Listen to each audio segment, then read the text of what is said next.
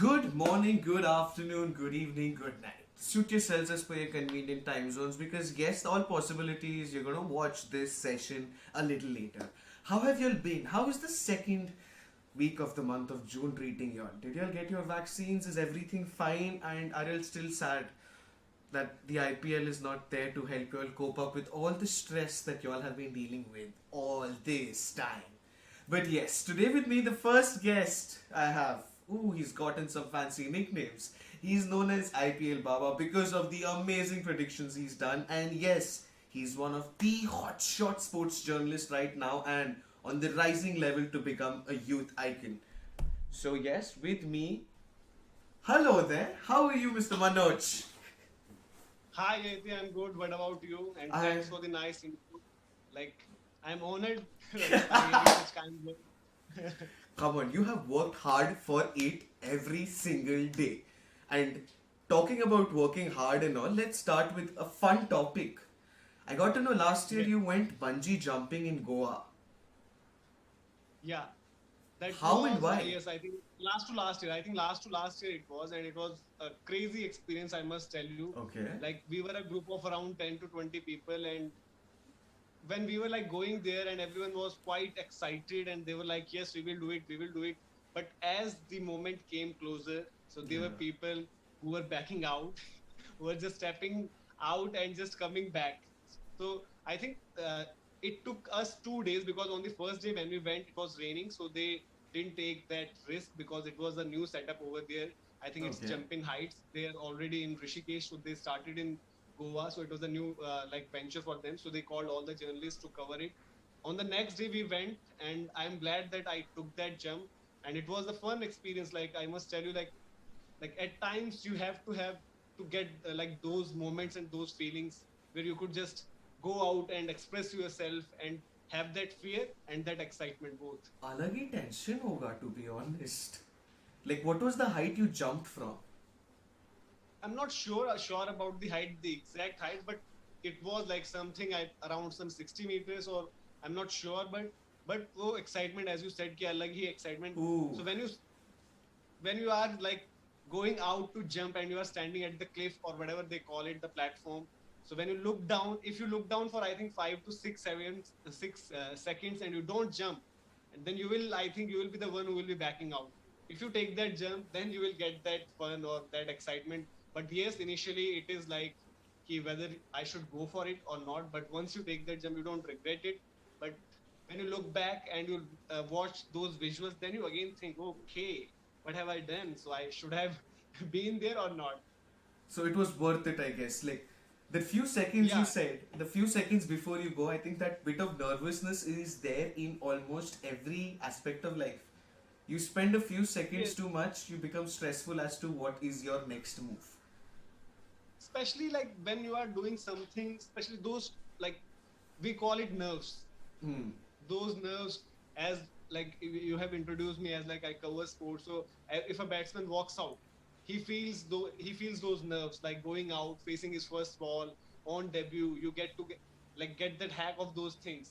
So once you settle in, your nerves are calmer, then you go out and perform well. But yes, obviously, as you mentioned, those 5 to 6 seconds, if you just stand there and you are like you are not sure whether I will jump or not, and if you are just looking down, then mostly I think 8 out of 10 people will back out. They will not go for that jump. But glad I just went there and I just took that jump. I didn't wait. I didn't watch. Nothing. That that takes a little, how do I say, a little extra level of commitment, guts, and a pair of circular objects in between your legs to give you that faith. But yes. So talking about nerves, talking about sports, I am very curious because it's been 2 years that the World Test Championship is happening.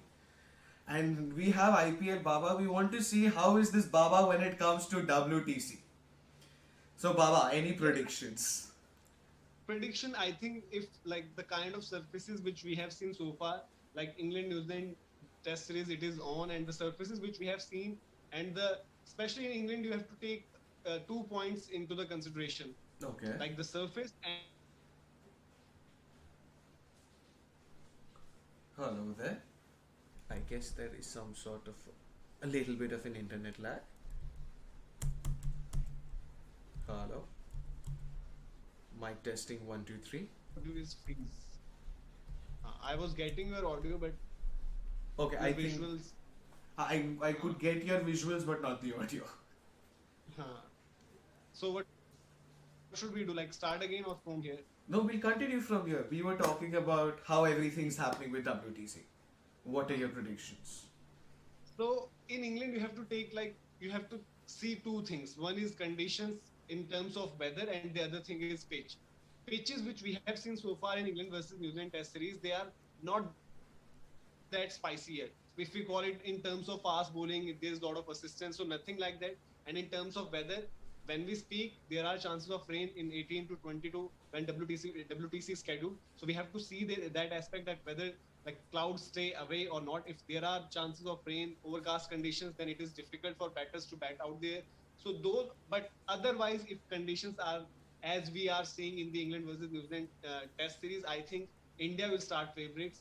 I will give it like 60-40 in favor of India.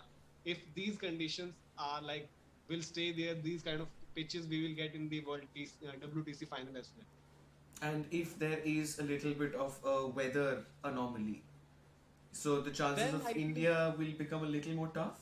still like India will have the because the current form intra squad matches which we have seen and which we have like we were following and we got the scores. The Rishabh Pant scored a fantastic century. Shubman Gill got 80 odd runs. Ishant picked 3 wickets. So it is an intra squad match. It is not that it is heavily dependent like India is heavily dependent on the conditions. But I'm saying if conditions are like what we are seeing in the England versus New Zealand Test matches, then India will be far ahead than what where New Zealand is. Okay. Overcast conditions that will give New Zealand kind of home situation, like where they play most of their matches. Home conditions are like that in England. There are overcast conditions. There is assistance with the wicket. So in that case, still that which I said 60-40 will come down to whatever if say 53-47. But still, I will say India on current form, and the only concern is whether they cross that big hurdle or not, because it has been the case in past as well. We have seen in from till 2014, since 2014, the T20 World Cup semi-final, then 15. In 2014 the T20 World Cup final, then 2015 World Cup semi-final, 2016 T20 World Cup semi-final, then 2017 Champions Trophy final, and again 2019 World Cup semi-final. So those big hurdles, whether India cross that, it is more of the psychological aspect which we are looking into it, because skill-wise India is right up there and India will start favorites. I am mind blown for multiple reasons. Is the in-depth knowledge you have is beyond belief. Like, you remember the dates, you remember everything so well and articulated. See, Like, in no India, wonder you're the Baba. we say that cricket is a religion, and Yes. not just me, because these dates, these years, these knockout matches, they all like haunt us. So we remember them clearly. We remember the last time we faced New Zealand in the semi-final, a one-day game which went for 2 days, and again there were these weather doubts, ki rain, whether rain will come or not. Barish hui. Next day we went out to bat, not that big score, and again New Zealand bowlers, they were too good on that day, और India बाहर भी हो गई थी. So we have to keep all those factors in mind. No doubt India is a better team, better prepared in terms of everything, better performances in last WTC cycle. But on the given day, on the big day, that test India need to like that hurdle India needs to cross. And India hopefully shall. It depends again on how much they've put in the efforts and all of that. And yes, there is another thing which has been curious about the World Test Championship. That is, this time, after 2 years of this entire championship being elapsed, the final is only it's like a one match final. And people are not exactly very happy about it. They're kind of upset. They wanted more. 2 साल के लिए हम लोगों ने देखा है तो finals also I guess they were expecting a bit more. In this case, like we have heard from the greats of the game, they all want a 3 match series that will give a Yes. better idea, or a better team who is a better team over a period of time if it is a series. See, in World Cups we have one final because वो tournament एक time पर चल रहा है. Tournament चल रहा है, आप 1 महीना 1.5 महीना में पूरा लगातार खेलिए, group stages, then semi-final, then final. इसमें you are playing different teams, then top 2 teams are coming, and the problem is here, if in case of a draw or tie, you are like the championship will be shared. So for that, many people, fans, People will experts, not be former happy at all. cricketers, People will not be yes, they happy. want that there should be a clear-cut winner. If you are having a World Test Championship, so at last, if you are seeing two captains sharing the trophy, this is not what you want to see. You want to see a clear-cut winner, like who will be having those bragging rights. Yes, we are the world champions. We are the best team in tests. So that's why many, not just fans, but former cricketers, former captains, they all are like wanting. They all want it should be a three-match final, three-match series for deciding the WTC. But I guess that doesn't seem to be the situation that we will be experiencing. But yes, no worries. We got one match. The fact that 2 years, we have waited for 2 years, and there's a possibility of having two winners is not exactly what we are looking forward to. But other than all of this, we have like I have information that you have done way too much. Like you've been in Aaj Tak, Sports Tak, and now you've done your jump from Sports Tak to Sports Yaari. So can I get to know a little bit of more, like a little bit more about Sports Yaari from the Devil's Mouth? So Sports Yaari, we have started a new YouTube channel. It is Sports Yaari. It is under B Studios. Hmm. We are working like our team. We are all friends. So we were thinking about what name should we give to this channel. So it was about sports. We were figuring out like what name should we give. We are coming up with different options. So it was about to like I think 90 to 95% it was done that we will call it Sports Naka. But Sports then Naka. we Sports Naka, like kind of we call it like one spot or one particular point where all you or you can get all the informations. But then Sushant Bhai, Okay. he gave this like Yari name and he said like we can keep it like the Sports Yari. So then it started from there. And as we speak today, we have just crossed the 2 lakh subscribers mark. So it is like Congratulations. in like 2 months we have crossed that mark, and also today is Shogato's birthday as well. Yes. So happy birthday to him as well. So we will like for us we will remember his birthday because we will remember this date like more now because we crossed 2 lakh subscribers as well. So we are like goal or aim or objective is to cover all these sports, not because majority like in most of the YouTube channels, majority of the content is cricket, but we are trying to cover other sports as well. Like right now, we are doing coverage for Euro, French Open, other sports, Olympics. So our goal is to like get overall 360-degree view of sports, not just cricket, and we are trying our best. Like we are not that good at other sports, but we are trying and learning and You don't say improving you're so not that. that good. You are actually looked up by so many people from the youth when it comes to sports. How does it feel to be a youth icon at the same time? Because yes, you are being tagged as one. Like I won't say I am a youth icon, but I do also get like I get to speak to some and people they connect with us, they speak and they share their journeys with us and they say how we are motivating them after seeing Sports Yari journey. I No. don't see myself as a youth icon or something like that, but yes, I all I want to say or whatever discussions I've had with them, I just say that you have to work hard and just be true to yourself. Don't look for shortcuts and try to like spread positivity. And if there is something negative, just absorb it. Don't give it to others. And Don't give it especially back. the don't give it back. Don't give it to others. Just be positive and work hard. It will one day reward you. And keep on working on your skills, whatever you want. So these kind of things, I just believe these things eventually you will reach somewhere, if not those heights or whatever that pinnacle is. So it's not destined or it's not like you everyone will be so successful, but at least you will achieve something and you will be proud of yourself that I have done something. I've had my struggles and I am somewhere. And it is the small details which actually make the difference. Wise people say it's not the destination, but the journey which has led you to the Yeah. destination. So because I One associate second, hold myself. on.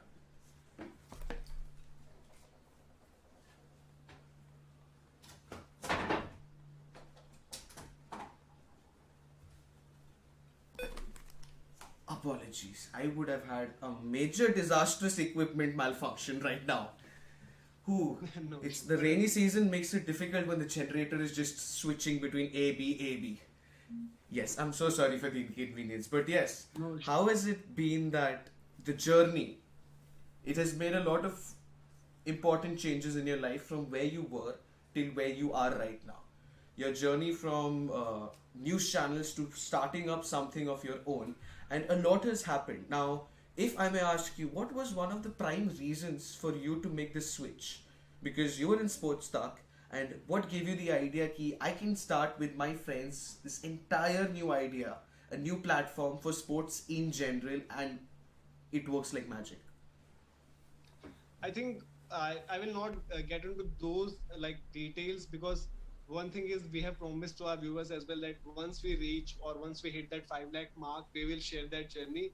But the basic objective or why we did or why we like went to that path was one of the reasons was we always wanted to work together and see if possible if we can do something of our own. Like yes, we were earlier with a very reputed organization.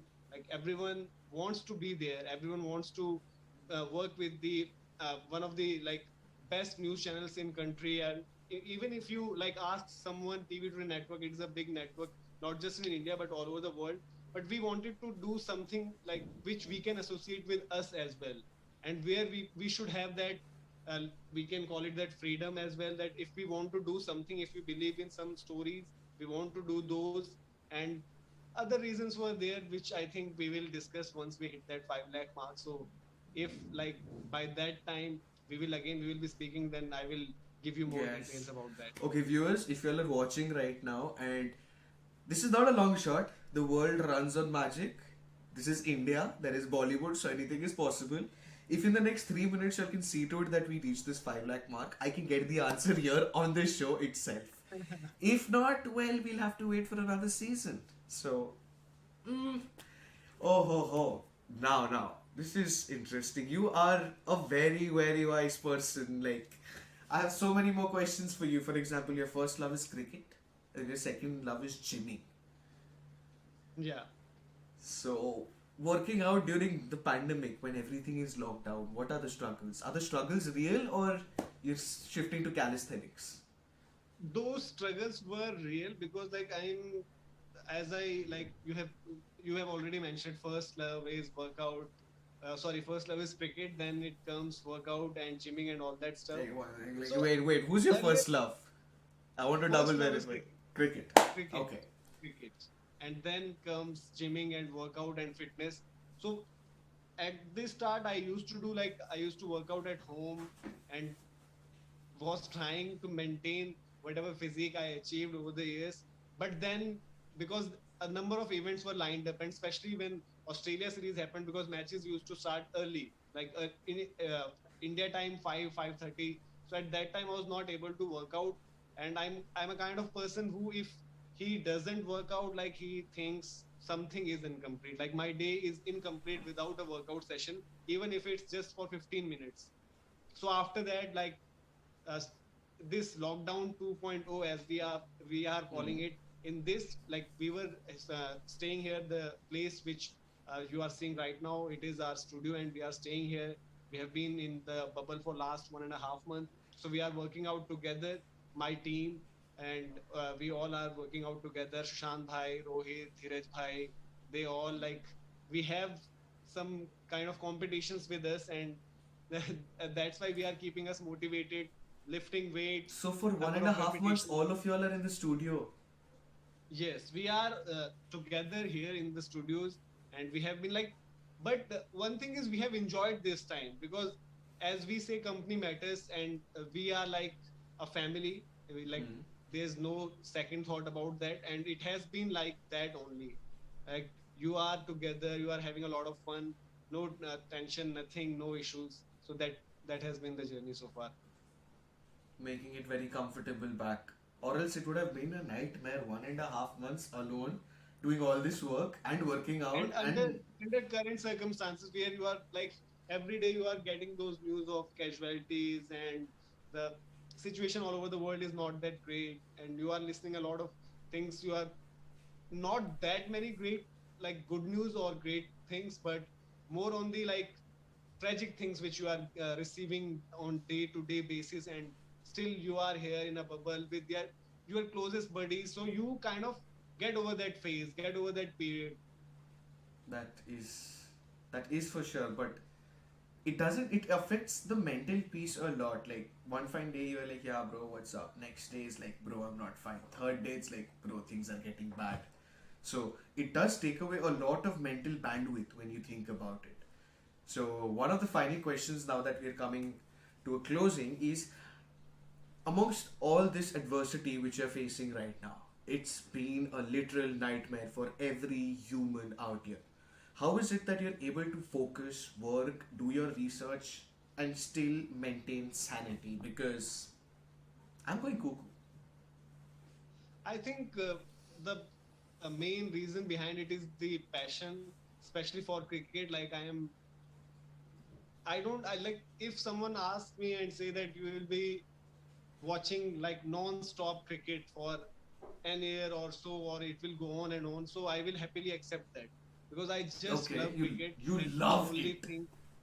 Yeah, I love it. I love cricket. Like I, and also I want to play as well, because right now lockdown and stadiums are closed, grounds are closed. There are no practice facilities, no training facilities. We cannot go out. So we all are waiting to just go out once the situation is normal. Like we have been planning.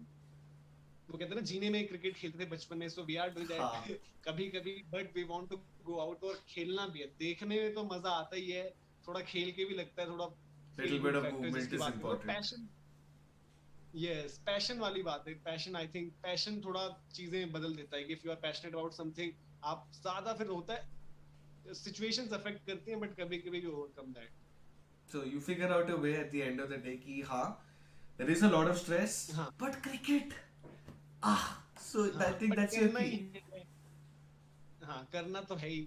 और मतलब ऐसा नहीं लगता कि यार करना है, क्यों लगता है कि करना है यार, ये चीज तो करनी है. बाकी चलो, बाकी चीजें थोड़ा बहुत इधर उधर हो जाए, कॉम्प्रोमाइज कर लेंगे, बट ये करना है और दिल से करना है. That is beautiful. So, ladies and gentlemen, excuse me. So, ladies and gentlemen, our first guest for the day, and yes, it has been exciteful and eventful. In some time, like in a matter of 1 minute and 14 seconds, we will be going live on Instagram. So, if you all have questions, slide, just come in. See you all in 1 minute and 3 seconds now. So, shall we go to Instagram live now?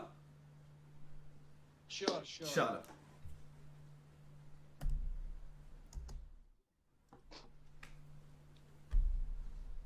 Insta पे कितना देर का होगा अभी? It'll be a 5-10 minutes thing. हाँ ठीक है. Let's go. You could leave the Zoom room if you want. हाँ हाँ, I am just.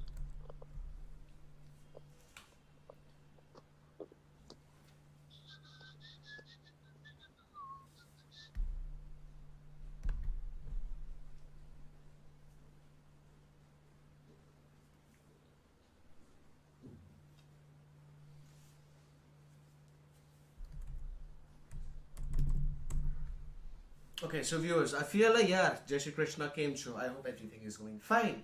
Yes, so this was Manoj Dimri with us, and it was insightful. It was good. We know so many things that are gonna come our way, and hopefully, please, just because his predictions have always been right, do not go into the gambling setup.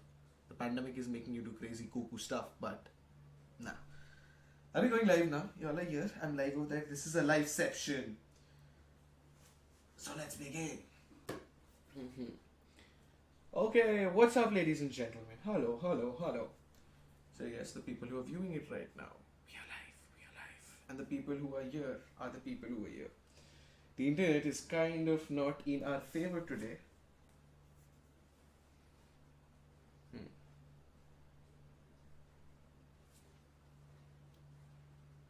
So with everything happening right now, hello there, hello, what's up, ladies and gentlemen? This is going to be, how do I say, episode 2 of B-Tox, where we are talking to a sports journalist by the name of Manoj Dimri. So yeah, I want to stick up. Y'all have questions regarding why, what happened to the IPL, what was the reason, whatever happened to the IPL, the same reason or whatever. And if not, by the way, have you all like joined me on YouTube live and just like I am kind of putting up an entire show over here on YouTube Live. Hi there, people from YouTube Live. This is people from Instagram Live. This has been a total liveception. So yes, we are waiting for our first guest. Who's sending me the hearts? Thank you so much. Helps a lot. Adi Modi. Hi Adi bhai. How are you doing? You can see me over here. Makes life easier. Go well. Let's make it a little bit more personal. So now we have a guest already. Yes, I can see Manoj Dimri on the list and blah blah blah. Got him. Sending him a request. Ladies and gentlemen, question and answer time. Internet, oh internet, please be kind to me. Yes, internet is kind to me. Hello there. Welcome back to, how do I say, post-show conversation on a live platform on Instagram with Yayati Park. How have you been? बहुत जबरदस्त और अभी क्योंकि काफी ज्यादा message है यार और लाइव पे ये तो लोग ये सब पूछ रहे हैं कि भाई हमारे जस्ट मैंने ऐसे बात हुई थी बताया था कि भाई we have just crossed 2 lakh तो उसके लिए बहुत सब लोग कांग्रेचुलेटरी मैसेजेस भी दे रहे हैं तो first of all thank you जितने भी लोग अभी कनेक्ट हो रहे हैं जो लोग भी जुड़े हुए हैं उसके लिए बहुत बहुत सबका शुक्रिया है. Ladies and gentlemen, first and foremost, please do not stop pressing the heart button for the next 7 seconds because yes, we have 2 lakh subscribers. We, as in not me. I wish. But Sports Yaari. You are also part of the family, यारी family. तो आप भी हो बिल्कुल हो ऐसा कुछ नहीं कि आप नहीं हो सब लोग हैं जो लोग देख रहे हैं आप भी हो सबके सब हैं और सब लोग जुड़े हैं इसीलिए मतलब ये हुआ है कि पॉसिबल हो पाए कि इतने जल्दी हुए कि हम 2 लाख क्रॉस कर पाए. So, cheers. Okay, now we have a lot of people viewing in and now people, my beautiful people. Y'all have an opportunity to ask questions to one of the most, how do I put it up? Badass? Yeah, badass. I think that word will fit. One of the most badass sports journalists there is. Y'all have questions, go for it. And if y'all want to see the rest of the show, it's there on YouTube. Y'all can check out the profile, blah, blah, blah. We'll get to that, but question time. Okay, we have a lot of people who are congratulating you. Yes. We have a question is by Ashok 995493. Do you miss Vikrant sir? Yes, बिल्कुल miss करते हैं और I hope वो भी miss कर रहे होंगे क्योंकि बड़े लंबे टाइम तक साथ में काम किया था तो आई होप सेम वो भी मिस कर रहे हो हम भी मिस करते हैं. So it is like, if I'm not wrong, Vikrant was your colleague back at Sports Yaari, right? हाँ मतलब Yes. विकास सर हमारी टीम हेड करते थे. Okay. हम मतलब वहीं पर काम करते थे तो फिर वही इसलिए शायद पूछ रहे हैं. Okay, we have. I'm sorry, UKIRDE. Happy birthday, first of all. Oh yes, we have to wish Shogata happy birthday, bro. Keep kicking major ass. So yes, we've got people asking you why you haven't been on Sports Yaari. For those who don't know, you'll have to go and check out Sports Yaari. That's what he's doing. That's what he's up to. And well, we have a lot of questions. Few words for MS Dhoni, sir. Okay. MS Dhoni के अंदर legend सभी होते हैं legend match winner greatest captain और क्या मतलब वही है MS धोनी की. अब तो आईपीएल का वेट होता है कि भाई MS धोनी फिर से दिखेंगे फील्ड पर. हेलीकॉप्टर शॉट वो देखना एक बढ़िया सी हाफ सेंचुरी आया जब सीजन रिज्यूम हो तो उसको देखेंगे एंजॉय करेंगे साथ में. Actually, Dhoni ka helicopter shot was something to look at. Okay, now we have a question by Sothrik19. World Test Championship का डार्क हॉर्स कौन होगा? डार्क हॉर्स किसी को नहीं होगा क्योंकि मतलब डार्क हॉर्स आप एसोसिएट करते हो आपको लगता है कि भाई कोई आके सडनली परफॉर्म कर जाए या मतलब उस पर उतनी बात नहीं हो रही बट वो कुछ कर जाए. बट आई बिलीव न्यूजीलैंड का अभी टेस्ट मैच देख लो 5 आउट कर दिए उन्होंने इंग्लैंड के और मतलब लग रहा है कि यहाँ से मैच निकाल देंगे. और सिमिलरली मतलब मैच विनर्स भरे हुए हैं तो ऐसा नहीं कि आप किसी प्लेयर को सोचो यार कि ये ओके है हो सकता है बड़े दिन पर डिलीवर कर जाए. सो मैं डार्क हॉर्सेस नहीं कहूंगा फुल ऑफ मैच विनर्स हैं दोनों टीम्स इसीलिए तगड़ा मैच होने वाला है. सबको वेट भी है कि भाई किस तरीके से और क्या होगा मैच में. That does make a difference. Yes, it's at the end of the day, it's a team sport. It's not a one-man sport like एक बंदा आगे नहीं करने वाला कुछ खास. चैंपियनशिप टीमें ही जीतते हैं. आपके पास बड़े-बड़े प्लेयर्स रहे हैं कभी भी लाइफ में बट चैंपियनशिप जीतती है बड़ी team. Teamwork makes the dream work. Shaukat तो एक्टिंग तो भाई आपने करा दी ना. आपने बोला था कि आपको छोटा-मोटा रोल दिलाएंगे हम किसी म्यूजिक अरे 100 का तो भाई को पकड़ना है, बहुत कुछ उनसे लेना है. Okay, we have one last question for you, and that is a prediction. So, IPL Baba. I know it's IPL Baba, not WTC Baba, but sir, this is by Ashok995493. Sir, do you think Rohit Sharma will score 100? भाई बिल्कुल 100 क्यों, 100 के साथ double जाएंगे. तो रोहित शर्मा तो one-days में double double करते हैं. इस बड़ी स्टेज पर WTC फाइनल में अगर वो डबल आ जाएगा तो जबरदस्त रहेगा. और मतलब उसके कप्तान है कि इंडिया को फायदा होगा उससे, क्योंकि कुछ प्लेयर्स के रन्स ऐसे होते हैं कि वो आपको एक सेशन में मिलते हैं, डेढ़ सेशन में मिलते हैं और मैच चेंज कर देते हैं. तो रोहित शर्मा इस मतलब बहुत बड़े मैच में वर्ल्ड क्रिकेट में, और उनका इंग्लैंड को और जबरदस्त जाएगा तो बहुत मजा भी आएगा. So, yes, that is well. Well, let's hope we get Rohit, we get Kohli's 7th century, I guess, 7th, right, if I'm not wrong. Yes, so we have a lot coming up. And thank you so very much for being live over here. Ladies and gentlemen, please, you all need to see to it that we hit the 5 lakh subscriber, because I need to know secrets. And yes, you all know the secrets I'm talking about. बिल्कुल बिल्कुल secret सारे बताएंगे. और मतलब आज 2 लाख में again जितने भी लोग जुड़े हुए, बहुत बहुत शुक्रिया सबको, बहुत बहुत शुक्रिया. क्योंकि जब हमने स्टार्ट किया था 0 से, तब आप लोगों का ही सपोर्ट है कि यहाँ तक पहुंचे. आगे भी we will try our best, और अभी भी कर रहे हैं, उसी तरीके से काम कर रहे हैं लगातार. और आपको सारी अपडेट्स, सबकी जो भी चीजें वो सारी आएंगी. और जो लोग मैसेजेस कर रहे हैं बहुत बहुत शुक्रिया. कमेंट्स कुछ लोग कह रहे हैं कि मैसेजेस देखना, बिल्कुल देखेंगे यार. आज का जो प्ले है वो खत्म हो जाए, उसका ब्यूरो भी देखना होगा. तो साथ साथ आपके वो जो मैसेजेस आ रहे हैं, कमेंट्स आ रहे हैं, सब कुछ देखेंगे. तो बहुत बहुत शुक्रिया आगे. So yes, thank you so much. Thank you so much, Sir Ji. I don't know what to call you. Do I call you Sir Ji, Baba Ji, OG? Because बाबा जी ये ठीक है. Baba Ji. So Baba Ji, thank you so much for this amazing session. It was beautiful. Thank you so much. Catch up again. Hope to get the actual secret from you at 5 lakhs. So बिल्कुल जल्दी से 5 लाख हो जाए तो सब आपको भी बताएंगे क्या क्या था, कैसे कुछ किया है, क्या क्या चीजें थी, बिल्कुल बताएंगे. Chalo Pachi. Bye bye. Bye, see you, take care. Thank you so much. So, ladies and gentlemen, y'all have seen it was beautiful, and now y'all need to come for the second half of the live show. And yeah, for all those who don't know, I kind of have this live talk show on YouTube which goes by the name of B-Tox. Link in the bio, everything over here. Up next, we have Mihir Joshi coming in, and it is going to be captivating. Okay. See you all in the other half.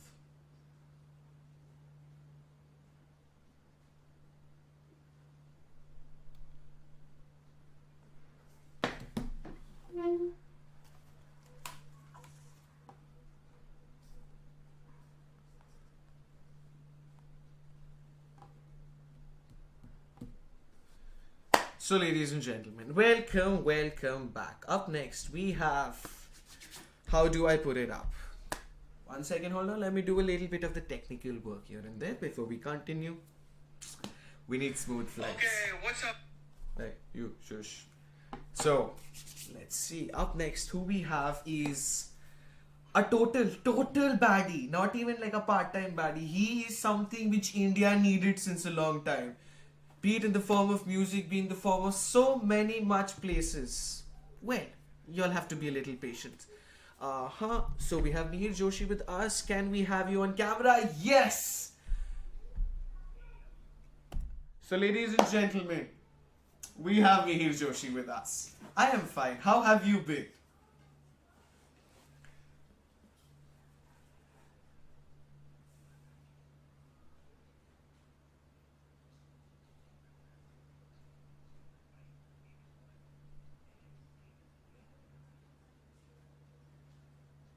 I hope everything is going safe with you during this tough time of the pandemic.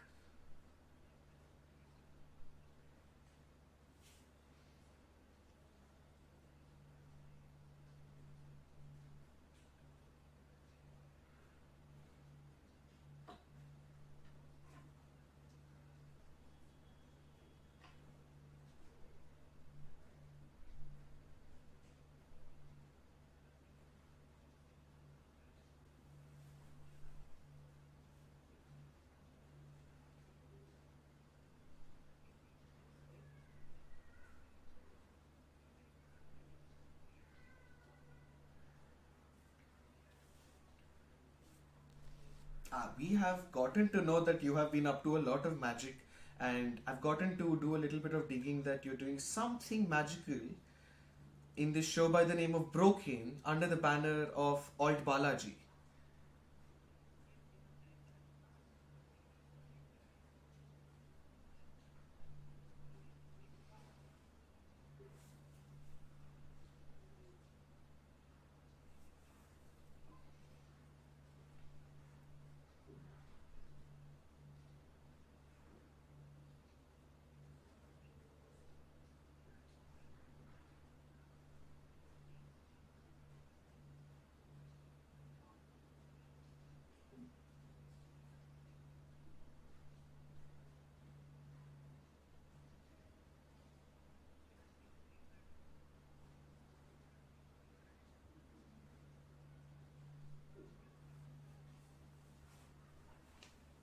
Yes.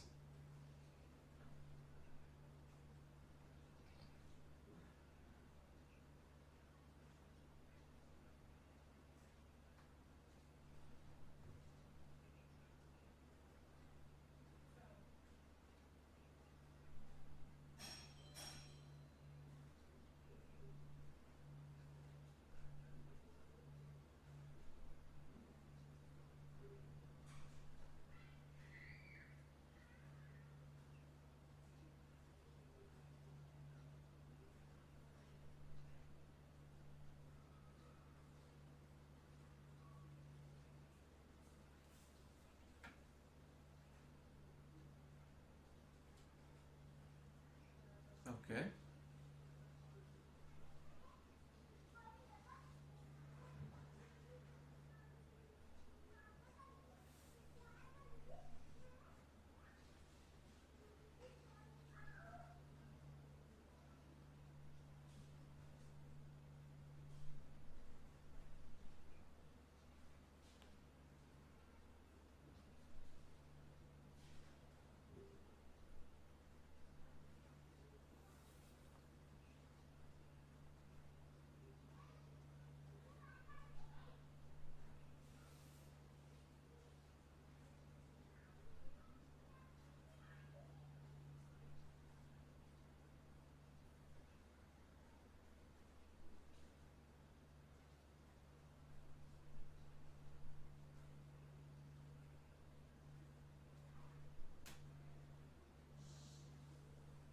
And it does end up,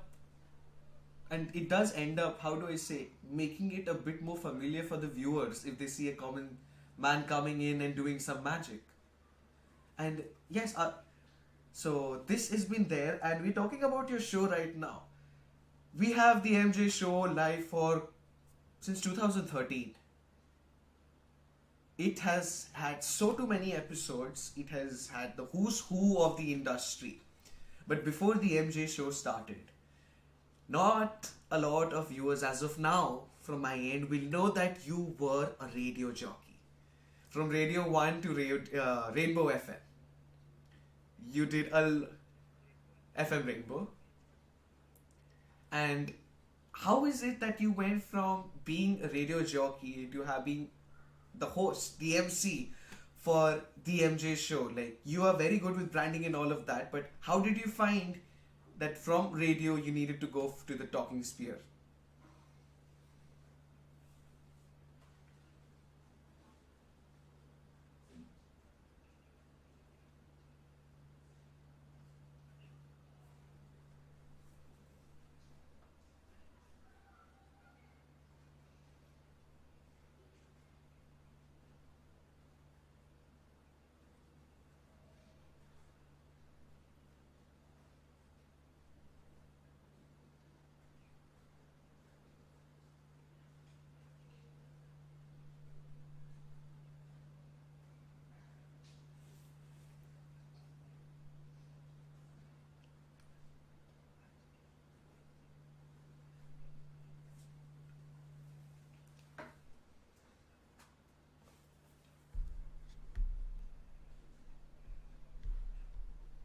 Musician, but I knew I loved music and I knew I would love to share my love for music with people.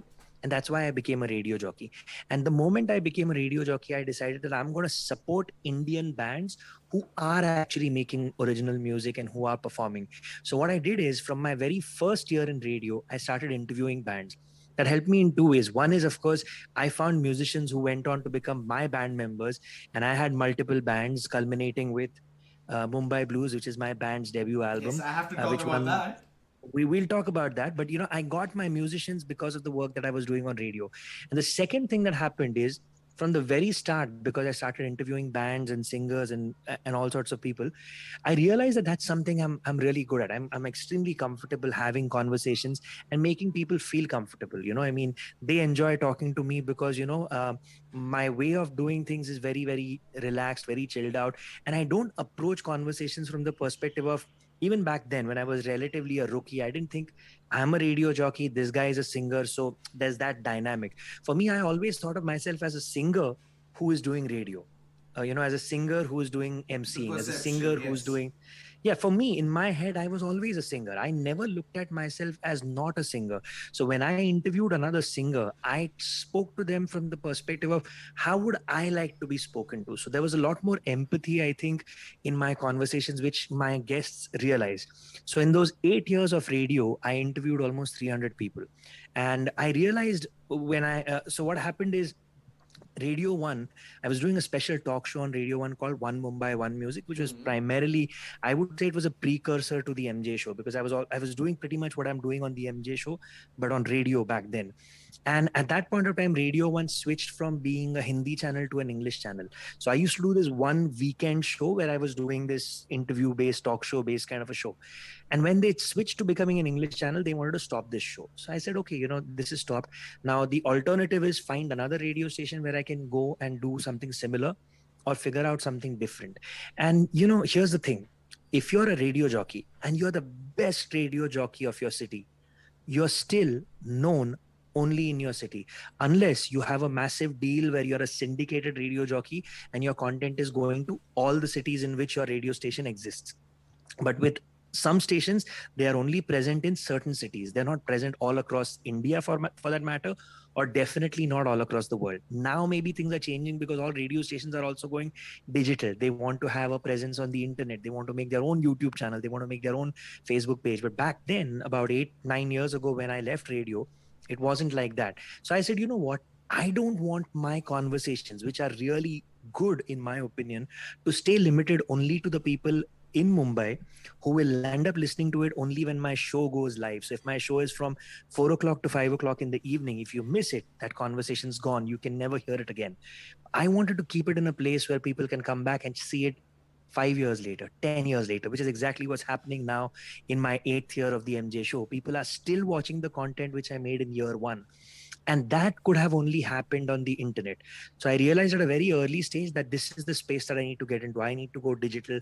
I need to go on the internet. And I guess I was one of the first movers in this space. So I still, nowadays, everybody calls what I do, when they do it, they call it a podcast. I don't think of it as a podcast. I think of what I do as a legitimate talk show, which I'm doing from the perspective of how talk shows are done.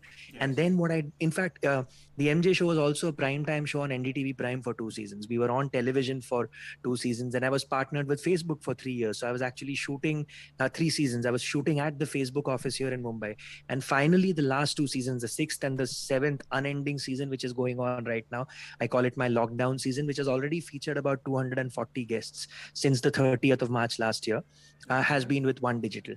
So that's what I did. I realized that I've got to move from radio and got to get into the digital space, which is why I'm doing what I'm doing, and which is why the MJ show is now in its current form. So I knew that radio was limited for me. It was only for one city, and I wanted my conversations to be seen all across the world.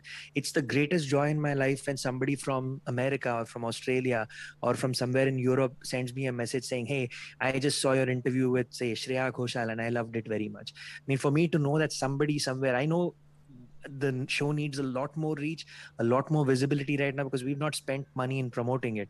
But I know someday, eventually, it'll grow to a point where people will go back and see what I did in year one and year two and year three and The realize, oh recall man, value will always exist. the recall value. So, that's what. So, I mean, for me, it's about creating this huge body of content which people can visit at any point of time. And over here, you said a very, very nice and accurate thing about how the people do not understand the importance of your show being a legitimate talk show.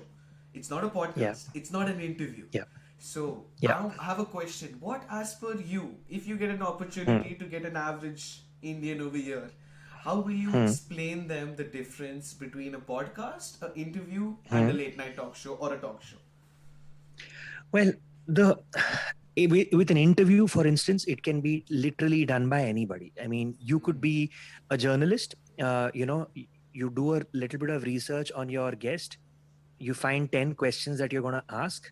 You go, you ask your questions 1, 2, 3, 4, 5, 6, 7, 8, 9, 10. You're done. You don't really have follow-ups and so on and so forth. So an interview is the minimum level of a conversation that you can have with somebody, and it may not be the most meaningful conversation for the a person being interviewed. What I mean by that is, if suppose, let's say you've got a new song coming out, and a reporter for a newspaper wants to come and interview you. She has no idea, or he has no idea about your music. They have not followed your work. They don't really know much about it. Their editor has told them that, hey, you got to go speak with him, ask him questions about his new song. So they've gone on Wikipedia or on wherever else and found some information. This is what you've done, and they ask you very basic questions, and they get answers from you. They type it out and it gets printed in that newspaper, or it goes on wherever, on some blog or something, and that's an interview. That qualifies as an Just interview. doesn't like just 10 questions Q&A. Yeah, सवाल पूछा yeah, जवाब because दिया सवाल पूछा जवाब दिया. exactly. And the way I always look at it is, it could be in such a situation where, okay, I've asked you a question, just to take an analogy, I've asked you a question on physics, and you've gone into something else. You started talking about multiple other things. Now, if I was a talk show host, I would feed off what you are saying and then ask you something related to what you are talking about, because what you're talking about is interesting. But a reporter who is just doing an interview, you may have gone from physics to classical music, but if the reporter's next question was about chemistry, they wouldn't care about the fact that you just spoke about classical music. They would ask you their second question. Chemistry का ही चाहिए, because क्या उसने क्या बोला, क्या फर्क पड़ता है, मेरा अगला क्वेश्चन तो ये है, तो I have to ask that. So that's an interview. Okay, what is a podcast is primarily meant to be an audio platform. It is not meant, so okay, if you want to call it a video podcast, okay, you can call it a video podcast. A lot of video podcasts could be in the form of a talk show, but generally they are not meant to be. It's just the idea of a podcast is 2 guys or 3 guys or even one person doing a monologue, just free flowing, talking about things, approach more of a casual approach. Yeah, like suppose you and I discussed today that, okay, hey, Loki just dropped its first episode on Disney Plus and Hotstar. Let's talk about it, and Please we do just not give any spoilers. no, I'm not giving any spoilers. No, I'm never a spoilers guy, so don't worry about that. But I'm saying, suppose we were talking about that and we were just riffing off each other, and we're like, this was interesting, or whatever, the last Justice League movie that came out, we're talking about why we like it, whatever. Yeah, so my point is, a podcast is a conversation between two people where there is not necessarily an end goal in place. It's a free flowing conversation. If the people talking are interesting, people want to hear that podcast. If it's in a video format, they may want to watch that podcast, because those guys who are talking are interesting. They've got good things to talk about. It could be about wrestling, it could be about pop culture, entertainment, food, whatever. A talk show, however, or a late night talk show, the difference is that I don't think of myself as just a journalist interviewing a celebrity. I think of myself as an entity and my guest as another entity. And we are having a conversation which is primarily about my guest. It's not about me, but I have the liberty and I have the intelligence of changing things as they go, because, for instance, like I said, now if I did, going back to my earlier analogy, if we started talking about physics and for whatever reason physics made you think about classical music, I now think, okay, let's talk about classical music. What is it about physics that made you think about classical music? And from there you go, when you think about classical music, I gotta tell you, I love the Beatles. So, you went to the Beatles from there, which has got nothing technically to do with classical music. But then I'm okay with riffing with you about that. But then, okay, after I've given you your space to do what you want to, I still have a template of what I want in my mind, but I'm not hard and fast stuck on it. So if I've decided that I want to spend about 20 to 25 minutes with you, and I probably had only 2 or 3 topics that I wanted to talk about, if only two happened out of the three, I'm okay with that. If I have the liberty of going from 20 minutes to 30, I'll probably bring in the third topic as well. But a talk show is where both the entities have relatively equal importance, in my opinion. I mean, people are watching the talk show as much for the host as they are That's watching for for the the guest. guest. Yeah, whether it's a Stephen Colbert, whether it's a Jimmy Fallon, a Jimmy Kimmel back in the day, it David was, Letterman.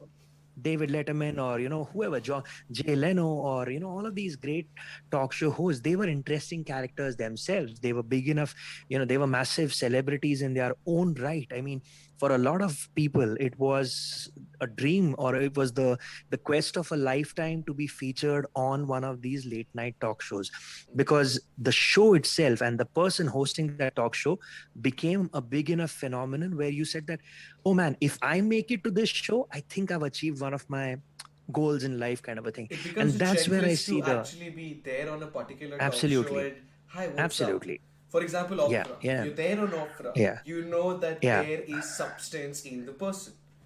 Correct, correct. And that's exactly what I wanted to achieve with my show. See, and I can tell you happily and confidently right now that I've fortunately come to a point with the MJ show already, without it being a massively syndicated show, or not that it has millions of views and thousands and billions of subscribers. But I've already come to a point where when artists are releasing a new song, I'm one of their destinations. So like when they think like, oh, we got to go to Red FM, we got to go to Fever FM, we got to go to Mirchi, we got to go to MTV, we got to go to the MJ show. So In the the MJ show, process at of least for the this, music, yeah, go ahead. no, I'm just sure for the music. No, no. So I was saying for the music space, at least, maybe not for Bollywood and television yet, but at least for the music space, I've come to a point where singers do think of the MJ show as one of their destinations that they have to sort of checklist when they put out a new song and they want people to know about it, because they know for sure that they're going to have the most chilled out, relaxed, meaningful conversation about their music, about their work, about the process, about the song. They'll come and sing the song. All of those things happen on the MJ show, and I'm very happy that I've been able to give that confidence to people. I've been able to give them that home where they feel that कुछ नहीं तो यहाँ पे जाके बात कर सकते हैं यार, यहाँ पे the guy who's going to talk to us genuinely wants to know why we made this song. That. That does make a big difference. But along with all of this, the Yeah. fact that you have branded your show in such a beautiful way, the MJ show, it's mostly and primarily around music in all its elements. You say Yeah. a lot of people come up to you and they're like, we want to come to the MJ show. Yeah. Has there ever been a situation where you've had to tell no to someone because there is Yeah. a surplus of people like hum gonna, boss, bye. No, Power. it's never about surplus. It's about whether that person's content fits with me. I mean, I have always, from day one till today, I have always claimed only one thing to anybody who's come on my show. I have never charged anybody money to be featured on my show, and I have never paid anybody money to get them on my show. So Okay. I've done close to 400 episodes of the MJ show with the biggest names in the music industry, and I haven't paid them. And the youngest people who've come on my show also, they haven't paid me to be on my show. And I've always wanted to keep this as legitimate a platform as possible. The only thing sort of which checks that legitimacy quotient is my opinion, very frankly, because if I don't like the person's music, not the person's music or the person's content, then I will not feature them on my show. It's as simple as that. But if I like your song, and it could be your first single, you could be 16 years old, and if I like your song, I'm more than happy to have you on my show and talk to you and find out why you made that song. You could be 45, 50, 60 years old, and you could have made a song and I just don't like it, and you don't have a body of work that I want to really talk about, and you will not come on my show. So that's been It's content which my matters. yeah, it's content. Simple. It's if you Quality got content. great content, if you got quality content, you can come on my show and you can talk about it. And I'll give you an example. I remember I had Arman Malik on my show when he was 18 or 19 years old. He'd put out 2 songs in the music industry at that point of time, 2 or 3 songs, and he had his own independent music album. He wasn't the mega star Arman Malik that we all know right now, but back then as well, I thought, oh man, this guy's music is great. He wasn't a superstar back then, but he was this 19-year-old kid who was so talented, was so brilliant. I said, I got to talk to him. I remember Prakriti and Sukriti Kakkar came on my show. I think they were the youngest people back then on my show. They must have been 18 or 17 years old when they came on my show. I think they released 1 song back then. I had them because I thought they were talented. They were really, really good at what they were doing. They sounded great. They harmonized great. I mean, if you go back and see some of the episodes of season 1, there are people who are now really, really massive, but back then they had just probably started off their journey, or they were just in the first few years of their music journey. And I have seen them grow over the last 7-8 years, and I had them back then purely because they were really good. But because I started with people like Vishal Shekhar, Ehsan, Kavita Seth, some really big legendary people. So it's not, I could have said that, hey, I want to only get people of this stature. I want to get only Vishal Shekhar, and I want to get only Salim Merchant, and I want to get Shankar Mahadevan and Amit Trivedis and all of those. And I've got most of these people to come on my show. But I said, I don't want to stick only to the legends, so to say, or the current The most persons who've popular already people. established themselves. Yeah, I also want to find the new guys. I also want to find the talented new people who I feel that, okay, I can talk to them and maybe get more people to know a little bit more about them, find out a little bit more about their story and what makes them tick. So, for me, it's simple. Like you said, good content gets you entry on the MJ show. And if your content is not good, I've had the unfortunate, what do you call it, displeasure of telling people that I'm sorry, man, but I can't feature this. And this was exactly what I did back in the day on radio as well. Because on FM Rainbow, you got to choose your music. And when people started realizing, Indian bands, Indian artists started realizing that, hey, there is one radio jockey in Mumbai. This is about 15, 16 years ago, where there weren't any indie music shows on radio, at least not in Mumbai. And I was the one person who was playing English independent music on radio as well, because I used to play English music on radio. So a lot of bands started sending me songs, demo cassettes. I mean, not cassettes, CDs and whatever. But there were so many people whom I had to say that, I'm sorry, I can't really play this music. Or, I'll find that there may be one song on your album which I may be able to play, but I can't really play the rest. So it was, yeah.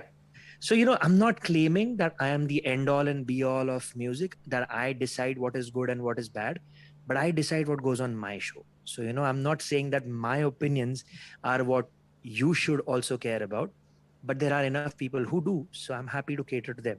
I mean, I think I've spent enough years in the industry to say that, okay, I have a decent, way of determining what's good and bad.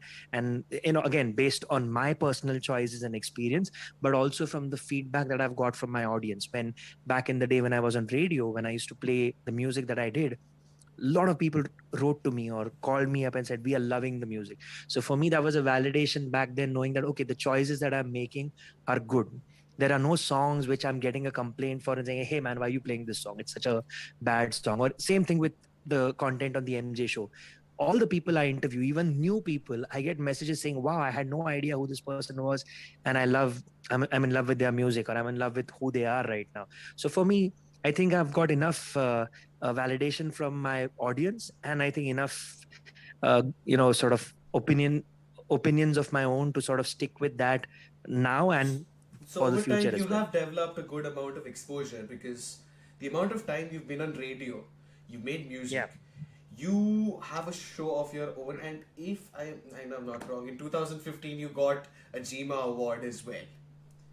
That's So right. I want to talk about that. How have you managed to have good exposure and good taste maintained consistently? Because not only do you have a talk show which is over the top commendable based on music, but you have Thank you. actually gone on the ground and shown people, "अरे, मैं तुम लोग को music दिखाता." How did you do that?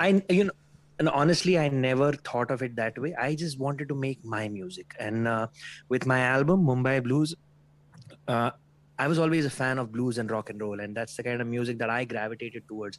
Even when, oh, sorry, even when I was doing covers with my band, the kind of covers that I chose were of songs of artists who were in this same space, who were in this blues and rock and roll kind of space. So for me, when I realized that okay, I'm now at a place where I can make my own music, where I can write my own music, I knew for a fact that it's going to be in this space more than pop, more than hip hop or whatever. This was going to be the space in which I would make my music. And I said, okay, if I'm going to write blues, I want to write songs which people in India, people in Mumbai, people in any city in our country can relate with. So the songs ranged from things like traffic jams and potholes and heartbreak, and there was even a song about like a little tribute of mine to Sachin Tendulkar, because he was the only reason I actually watch cricket. I don't really watch cricket anymore, but I did watch it when he was playing. So a little tribute to him. And I think my most important song for me, lyrically, musically, and as a songwriter on the album, was a song called Sorry, in which it was a conversation between a father and a daughter about the world today, and it was an apology from the father to the daughter for the world that he's given her. So with all the things that were happening, and I'd written it around the time where the Nirbhaya case had happened in Delhi, and everybody was thinking about it and talking about it. So this was my way of expressing my feelings about that. My father and my mom and dad live here in Mumbai, but my sister lives in Delhi coincidentally, and she's been living there for almost 8 years. So I just thought, I didn't have a kid back then, but I thought if I was a father and if I had a young daughter living in the world today, what would I say to her?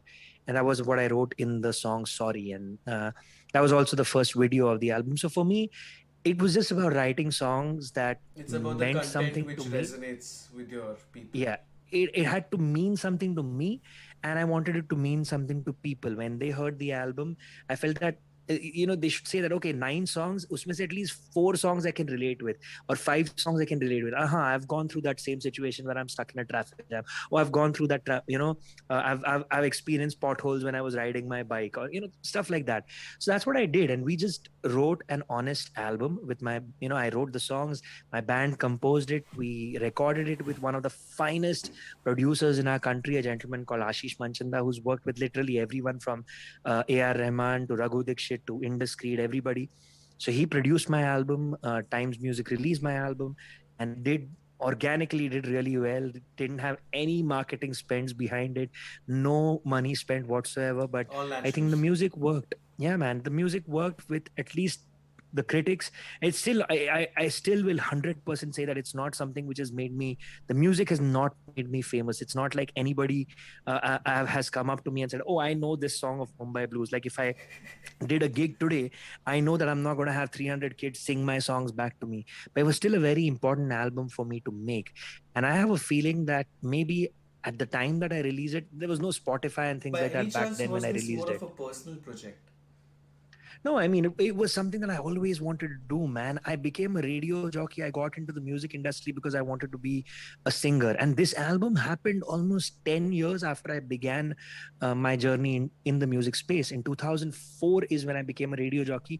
This album was released in 2014, and 2015 we won the GIMA award. So literally a decade after I began my journey is when this album came out.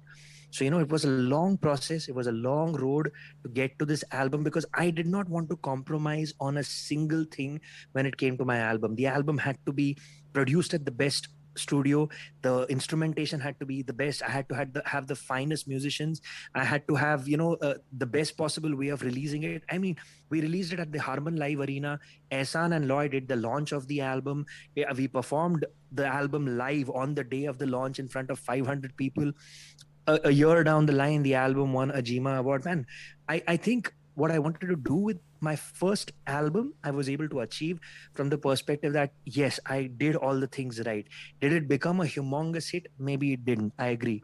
But I feel that I put my stamp, my music into the Indian music space. And maybe 15 years down the line, 25 years down the line, somebody's going to discover this album and say, and this was a good album. Maybe we should, revisit it. And who knows, like maybe there'll be a talk show. I mean, like maybe there'll be a TV show somewhere and they'll find one song from my album which fits, and all of a sudden people will rediscover my music. Like I always keep joking. My wife and I keep talking about the fact that Journey, the band Journey, actually found its second life because of the musical Glee. Don't Stop Believing from Glee made Journey so famous that I think they got like a second career because of how famous the songs became because of Glee. So We who had knows? a Maybe lot 20 of years fancy down, covers. they had some great songs, man. I'm saying maybe someday, 20 years down the line, somebody will cover a song from Mumbai Blues, and then all of a sudden people will rediscover my album again. But jokes apart, I just enjoyed doing the album, man. I don't care about I do care, but not enough that I feel bad about it. I'm just happy that I got to make my album, and I'm hoping to make one more sometime soon. I'm hoping to release my first Hindi single this year. I'm working with one of my musical heroes, in my opinion, because he's somebody I've looked up to since my teenagers. I'm working with Leslie Lewis on my first Hindi single. So Leslie is actually Okay. producing my song, and I have the pleasure of having Kunal Verma write the lyrics for me. He's working on pretty much everything in Bollywood and independent music. So Kunal has written the lyrics. Leslie Lewis, who I have the great pleasure of saying is also a very dear friend of mine now, has composed the track, has produced the track. Hopefully, when this lockdown gets done, I'm going to go to his house, record the song in his studio, and hopefully by the end of this year, the song will be out. So fingers I'm crossed, looking everything forward to goes well. that. Yeah, man, me too. That'll be fun. So Yeah. it'll be like after 6 years you're coming up with more music. Or That's right, man. It's been a long. I actually took a planned sabbatical from music, especially performing live after my son was born. I mean, I wanted so to, because how is it when with you your son around you? All this sort of a lifestyle with music, with a talk show, with the comics and oh the shoe he collection you have. Oh, he loves it, man. And I love, see, I'll tell you very frankly, I'm very lucky because I have a wife who understood what I do. We've been together for 14 years. We've been married in 2011. So this year we'll complete 10 years of being married. And, apart from being my Congratulations. wife, thank you, man. She understands my life and my world really, really well. And she's my biggest supporter. She's my biggest fan, my biggest critic. And I mean, genuinely, one of the few people whose opinions really matters. And my son now, who's almost 3 years old, he's just gravitated towards all the things that we love. Like he likes everything from John Mayer to the Yellow Diary to Rod Stewart to Pakistani singers on a show called Velo Sound Station. So it's the most amazing thing for me to see him grasp onto songs. Like right now, we were just in my car. We were coming back home, and he tells me, "Play Last Train Home by John Mayer right now for me." Oh, So you he must tells me have what felt songs. like a proud papa. No, I mean, it's been that way from a very young age because we exposed him to all sorts of music. And despite being just 2.5 years old, he knows not to mess around with my comics. Like if he'll come and stand here, but he won't touch it. It's just, I believe that we've kind of given him enough space and understanding where he knows what is his and what is not. Just like a kid knows that, okay, you don't go in the kitchen and pick up a knife, or you don't, touch the stove. He also knows, okay, these comics and these books are Baba's, so I don't No, mess no, around sir. with them. I've got my own books over there. So he sits with me, he reads books.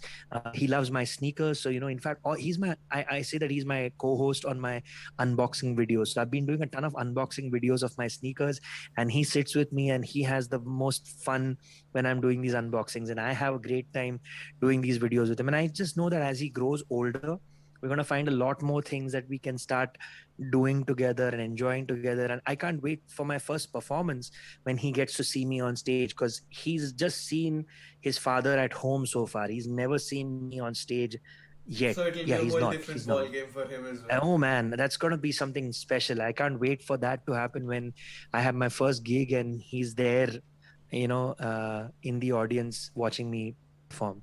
It'll be Has he beautiful. seen me perform? He's not, right? No, he's not. Yeah, he's Who's not. that? I was just checking with my wife if he's Hello seen me there. perform. I have the worst memory in the world, but I was trying to remember if he's ever come to any. Exactly. I've not performed since his birth. Yeah. So I was Oh, just saying I've what? not performed since his birth. Yeah. It's been almost 2.5 years since I've gone up on stage. So he's And the definitely pandemic not as seen me well. perform. And of course, the pandemic. So the last 1.5 year. Oh, of course, he sees me perform at home. He sees me sing at home. But I want him to see me on like a proper stage with sound and lights and everything. That'll be a different experience for him as well. So we both love Neha, my wife, and I. We both love sharing our passions with him, and we just like to see what he gravitates towards. It's not like, okay, if we play him 10 songs and if he says I don't like 6 of them, that we feel bad. Like, okay, he likes 4, let's find more songs like those 4 that he'll enjoy. That's Enjoy. how we go about it. So, So by he any he chance, we just yeah. go with what he likes. No, So, we by just any go with what he chance, likes and then we find out. like, how do I put it up? By any chance, has he been like, you've suggested some music to him and he's been like, nah, I don't like it? You know what, kids are the most honest critics. Yes. It could be, I believe it could purely be his mood at that point of time. Okay. But there are songs like which I know maybe some other time he may like it, but as at a particular point of time, if I play a song, he's like, nine hour, I didn't like it, which is great because I don't expect him to like everything that I like. Not just right now, but even later on. We are going to have different tastes. We're going to have different likes and passions and whatnot. But I'd at least want him to experience it, at least experience it before saying that, hey, I don't like it. So, sometimes he's just going to be a 2.5-year-old kid and just say, I don't want to do it because I don't want to do it. It's like there's no logic to it. There are times where he genuinely doesn't want to hear a specific song. He wants to hear something specific, which is not the song that I wanted to play for him, which is great. It's So his I mood. go with him. I love the fact that he has his own thoughts and opinions at this point of time, and we respect them. So, if he says, hey, I don't want to listen to John Mayer right now, and he likes John Mayer, so if he says, no, but right now I want to listen to the Yellow Diary, we'll play the Yellow Diary. It's like that. So he's got his mood, he's got his individuality, and the fact that you Oh yeah. respected and maintained it is even better. Oh, And by he's also released his first song, by the way, at the age of what? 2. Yeah, it's Okay. on all streaming platforms. So I was sitting in front of my iPad, I was recording something, and I had my mic connected, and he just came and he said certain words. Okay, he said the words babash, and that's his own word. It's his own creation, which is the opposite of the word shabash. When you do something good, you say shabash, no? So if he intentionally does something wrong, he calls it babash. So he came and sang Okay. babash, babash, and he said that same word 4 times, and I happened to record it, and then I just put a beat on top of it, and it's like this trippy, crazy song. Unfortunately, I'm connected well enough now where I reached out to a few friends and I said, hey man, listen to this song, it's so cute, it's so trippy, it's my 2-year-old son who's done it. This was literally when he was 2 years old, and they're like, yeah man, I like it, let's release it, and it's released. So I was like telling my wife, like, it took me 30 something years to get to a point where I could release my first song and it was available everywhere for people to listen to. This kid is 2 years old and he's already released a song which is on Spotify and iTunes Babash. and yeah, every streaming platform in the world. It's called Babash Babash, and it's the cutest thing in the world, man. I had a great time making that song, and I think it's an even bigger trip because when he's old someday, I'm gonna tell him, man, hey, do you remember your first song that you put out? It He's was gonna called be like, Babash wait, I had Babash. a first song? Yeah. It's gonna be. No, I'm sure before he's 18, he would have released another 10 songs. That's like a guarantee, like 100% guarantee that before he turns 18, he would have. And it could just be him randomly doing something, me recording it and making a song out of it. But yeah, he'll have at least 8 to 10 songs to his name by the time he's Music is old enough to important know. in your DNA. Yeah, yeah, yeah, man. So, other than music, I see that you have a lot going on in your life, but the first thing which I see right now are the comics behind you. And I Right. am a MCU. Ugh. So, what is it? Like, you are into comics and you are into sneakers. So, I've been into comics since my childhood. okay. See, for me, my father moved around quite a bit because of his job. He used to work with Bharat Petroleum. So the only constants in my life were my books and my music. And so I read everything. I mean, it's not just comics. I read novels and stuff as well. But comics is something that I really got attracted to at a very young age. And it's been with me ever since. And ever since I started earning money, a part of my money always went into comics. Sneakers are a relatively newer passion. But Okay. along with comics, I kind of went into all other aspects of comics, everything related to comics. So it could be movies. So I have a massive collection of Blu-rays. I've got a massive collection of statues. I started off with action figures, but then I came to a point where I never played with my action figures. I just like to see them. So I realized, rather than action figures, let me just invest a little more money and get statues. So I have a big collection of statues. I have a big collection of comics because of my work with music and because I'm a music lover as well. So I have a huge collection of music. So those are the four things that I collect, comics, statues, music, and movies. And now the fifth thing that I've added to it is sneakers. So for Sneakers. me, it's, yeah, I mean, and the way I look at it is I always joke about this and I say, but it's kind of serious as well. I always ask my musician friends that, hey, on an average in a month, how much do you spend on cigarettes and alcohol? And they generally tell me, like, whatever, man, 5,000-10,000 rupees. I say, yeah, I spend the same amount of money, but I get comics and I get my Shoes. sneakers and my all sorts of interesting things with it. So all the money that I have spent on time pass things, it's all around me. Like, it's in my living room. I'm surrounded by my expenses, and I love it. I love waking up in the morning, coming here and seeing all these things over here. So, if I just ask you to pick up the best, what's your favorite? Not Hmm. even the best, your favorite. It can be based on your So current mood right now. What is your yeah. favorite comic, sneaker, Hmm. statue, Hmm. song, Hmm. and sorry, Hmm. apologies. What was the fifth thing you add to your collection? So I said music, movies, Movies, statues. Blu-rays, yes. Yeah. Okay, so favorite comic book. It's a generic thing because this is something that I've wanted since my childhood. In 1992, there was a issue of Superman called Superman issue 75, which was the death of Superman issue, in which Doomsday and Superman fight with each other, and Doomsday kills Superman. So that was a grail for me since my childhood. When 1992 happened, I was 12, 13 years old, and I wanted my that comic since then. And in India, you didn't get single issues, and definitely not important ones like this. You got the second edition, third edition, but you didn't get the Yes. original one. So I think about 5 years ago, I got my first copy of the original Black Bag edition. And then about a year and a half ago, I got a signed copy by Dan Jurgens and Brett Breeding of the Black Bag edition of The Death of Superman, You which, like managed I to said, get I a signed wanted since. edition. Yeah, and it's I one need to of, steal your as in, like, house. I might rob your house sometime. Just letting you know. well, you can. It's there on. So I'd actually created a handle about my comic books on Instagram as well, which is called Pop Culture Verse. So a lot of my collection is on that. You should check that out. Pop Everybody culture watching, was. yeah, Pop Culture Verse, like pop culture followed by VERSE verse. That's my handle on Instagram for my collection, but my main Instagram handle is, of course, Mihir Joshi Music, which is everywhere: Facebook, Twitter, Instagram. Everything is Mihir Joshi Music. So yeah, my favorite comic is Death of Superman Superman issue 75. My favorite statue is well, currently it is a statue of Wonder Woman that I picked up this year for my birthday, and it's a stunning statue. It's based on a movie which unfortunately isn't the most loved movie right now, the 1984 Wonder Woman 84 movie. So it's not a great movie, but the statue is stunning, man. It's this golden armor statue and it looks beautiful. I did an unboxing video of that on my Instagram, so whoever wants to check it out can check that out. Okay, that'll be Yeah, you should check interesting. that out. Viewers, Wonder It's Woman. You'll need to. yeah, man. It's a beautiful statue. Though of course I have a lot of other statues which I love as well. But yeah, that's my current favorite right now. There's also actually the reason I got into, there are two companies that I collect in statues. One is Iron Studios and the other is Kotobukiya.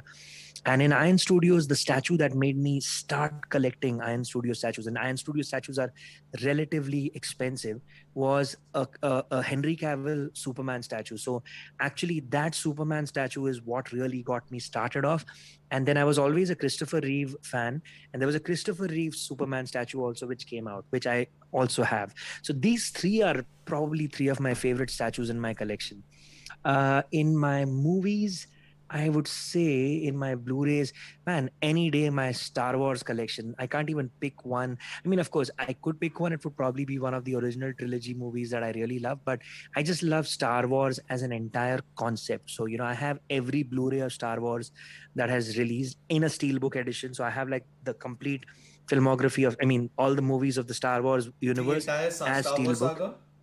Yeah, so the nine main movies, Solo and Rogue One, and there was one more, right? No, these 11, I think. So yeah, all of these 11 movies. So the nine main movies. So the original trilogy, the prequel trilogy, the sequel trilogy, and Solo and Rogue One. So I have all of them as steelbooks, and that's for sure my favorite part of my Blu-ray collection. In my sneakers, right now, my favorite is, which is right here. My son loves it too. I think I love it more because my son loves it so much. It's this black and gold, metallic gold and black. It's like a complete patent leather shoe. As you can see, it's shiny Ooh, it as is heck. beautiful. Yeah, man, it's really beautiful. So this is possibly my favorite shoe. But the shoe that I really wanted and I finally got to add in my collection, I'm super excited about it. It's not an Air Jordan 1. It's actually a shoe called the Bacons. It's Air Max 90, and it's done by this incredible artist called Dave Ortiz. And I've had the pleasure of having him as a guest on my talk show, which was quite a interesting thing because he made the shoe almost 20 years ago, and it's an iconic shoe. Like every sneaker collector in the world wants to have the Bacons as a part of their collection. I got to talk to the guy who made it, and now I get to tell you very happily that he's become a very dear friend of mine. We keep talking about everything from music to all sorts of interesting things. He's a Star Wars fan as well, so we kind of geek out on that. And I'm super excited to not just call him a friend, but now also have the sneakers that he designed and which are such an incredible part of sneaker culture. So this is definitely actually, like I told you, I love the yellow and black metallic gold Air Jordan ones. As a sneaker by itself, I love the Air Jordan 1 as a concept. Like I love that shoe. But if I had to pick one sneaker from my collection, like if my sneaker collection was on fire and I had to save out of everything, I had to save one shoe, it would be the Bacons because it's meant the most to me. And what was the last thing you said? My comic book? No, I told you comics, I told you statues, I told you sneakers, told you, oh, music. I can't pick a single song, man. It's almost impossible to pick a single song. But if I had to pick an artist, I would say uh, I'll give you two names. One is Elvis, because when I saw Elvis for the first time, he made me feel like, oh, I want to be a performer. I want to be on stage and I want to sing in front of a live audience. And if I had to choose a singer, it would be Roger Whittaker, because when I was a kid, my uncle gave me two cassettes of Roger Whittaker, and I attribute my career to those two cassettes because it was because I fell in love with those two cassettes that I fell in love with music, that I fell in love with the desire to sing. I learned how to sing by listening to those. I'm a self-taught singer. I